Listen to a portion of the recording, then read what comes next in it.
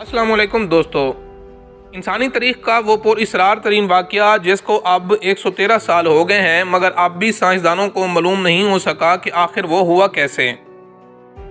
Video में आगे बढ़ने से पहले आप सब लोगों से गुजारिश चैनल को सब्सक्राइब कर लीजिए और साथ मौजूद बेल के आइकन को प्रेस कर लीजिए ताकि आप तक रेगुलर नोटिफिकेशंस बर वक्त पहुँचती रहें। ये 30 जून 1908 की बात है जब साइबेरिया के इलाके इवेंकी के रिहायशियों ने आसमान पर नीले रंग की रोशनी की हरकत को रिपोर्ट किया था जो उनके बकौल सूरज जितनी तेज थी। रोशनी की रिपोर्ट के 10 मिनट बाद ऐसी गरजदार आवाज़ सुनाई दी जैसे भारी तोपखाने से गोलाबारी की जा रही हो। ये आवाज़ मशरिक से शुमाल की जानिब सफ़र कर रही थी, जबकि इसके बाद एक शाक वेव ने कस्बे को झंझोड़ कर रख दिया और खिड़कियां टूट गईं। धमाके की आवाज़ जिसकी लहरें पूरे एशिया बल्कि बरतानिया तक ज़लज़ला पैमा मराकज़ ने रिकॉर्ड किए, मगर इवेंकी और इर्द गिर्द के कस्बों को रिहायशियों ने दर हकीकत किसी किस्म के हकीकी धमाके को नहीं देखा।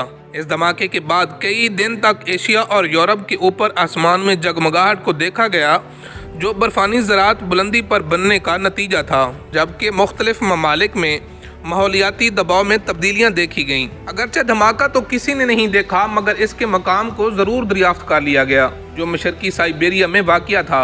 वहाँ मौजूद 800 स्क्वायर मील रकबे पर फैला जंगल या 8 करोड़ दरख्त मुकम्मल तौर पर गायब हो गए और इसकी कोई वजह भी समझ ना आ सकी। साइंसदानों का इब्तदा में मानना था कि वो धमाके के असर का नतीजा है, मगर इस मकाम पर कभी कोई गड़ा दरियाफ्त ना हो सका। जंगल का एक बहुत बड़ा हिस्सा मुकम्मल तौर पर सपाट हो गया। इसको देखते हुए अंदाज़ा होता था कि धमाके की ताकत 10 से 15 टन थी। साइंसदानों ने यह जानने की कोशिश की कि आखिर ये धमाका हुआ क्यों, क्योंकि इतनी ताकत के धमाके से एक बहुत बड़ा शहर तबाह हो सकता था अगर इसके बाद कभी ऐसा ना हुआ। और जब से भी साइंसदान के ज़हन चकरा रहे हैं कि आखिर ऐसा हुआ क्यों और वजह क्या थी। खुशकिस्मती से वो इलाका आबाद नहीं था, वरना बहुत ज़्यादा इंसानी जानों का ज़िया होता। मगर धमाके की हरारत को दूर दराज के कस्बों के रिहायशियों ने महसूस किया था।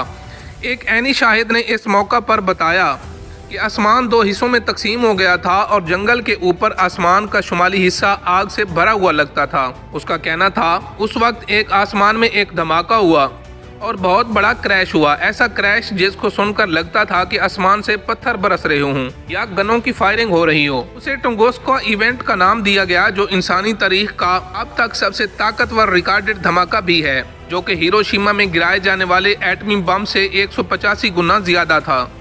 मगर एक सदी से भी ज़ायद अरसे बाद मुहक्किकीन के जहनों में मुख्तलिफ सवालात मौजूद हैं कि आखिर इस जगह हुआ क्या था। कुछ साइंसदानों का मानना है कि एक सियारचा उस धमाके की वजह थी, मगर इतने बड़े खलाई जिस्म के शवाहिद अब तक दरियाफ्त ना हो सके। छलकों के ख्याल में ये आतिशफिशां फटने या कान कुनी का कोई हादसा था, मगर उसके भी शवाहिद न मिल सके। दर हकीकत सर्बिया के इस खित्ते का मौसम ड्रामाई किस्म का है, जहाँ मौसम सरमा का दौरानिया बहुत तवील होता है जबकि गर्मी का मौसम बहुत मुख्तसर, जिसके बायस सतह में ऐसी तब्दीलियां आई इन्होंने इस जगह को नाकाबिले रिहाइश बना दिया, बल्कि वहां पहुंचना ही बहुत मुश्किल है। जब धमाका हुआ तो किसी को भी तहकीकात के लिए वहां जाने न दिया गया क्योंकि रूसी हुकाम को मुख्तलिफ खदशात थे। रूस की एक तहकीकाती टीम ने आखिरकार 1927 में इस जगह का दौरा किया और दरियाफ्त किया कि धमाके का मवाद 20 साल बाद भी वैसे का वैसे है। इस टीम ने इज़हार ख्याल किया कि एक खिलाई जिस्म फिजा में फटा जिससे ये नुकसान हुआ, मगर कोई भी गढ़ा या खिलाई ज़रात दरियाफ्त ना हो सके। तो टीम ने यह वजाहत की कि वहाँ का दलदली खित्ता इतना ज़्यादा नरम था कि उसे किसी किस्म का नुकसान ना हुआ, जबकि तमाम तर मलबा उसके अंदर दफन हो गया।